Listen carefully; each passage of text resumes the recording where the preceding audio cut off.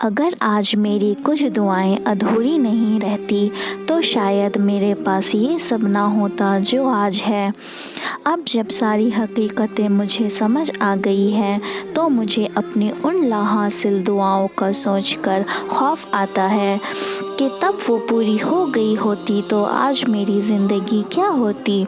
کیونکہ جو آج میرے پاس ہے وہ میرے مانگے ہوئے سے بہت بہتر ہے، اور مجھے ہمیشہ سے یہی چاہیے تھا۔ بس تب میں یہ بات نہیں جانتی تھی، مگر میرا اللہ جانتا تھا، اور اس نے مجھے وہی دیا جس کی مجھے سب سے زیادہ ضرورت تھی۔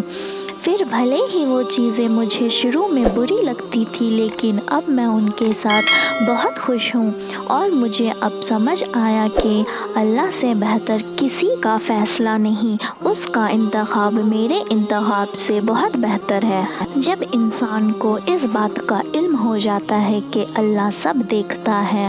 اور اللہ سب کچھ جانتا ہے، تو وہ خاموشی کی آخری سیڑھی پر پہنچ جاتا ہے، جہاں کسی سے کوئی شکوہ نہیں رہتا ہے، جہاں دل شکایتیں نہیں کرتا ہے۔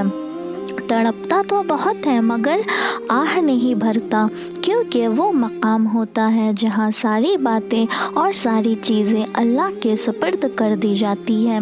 کیونکہ اس لمحے کی تکلیف اور اذیت اللہ کے سوا کوئی نہیں جان سکتا، اور لوگوں سے تو ویسے بھی کوئی توقع نہیں رکھنی چاہیے، کیونکہ انسان عیبوں کو چھپانے کے معاملے میں بہت کچا ہے۔ بس اللہ ہی ہے جو پردہ رکھتا ہے۔ شکر کیا کرے کہ انسان خدا نہیں، ورنہ نہ یہ کائنات رہتی اور نہ کوئی انسان۔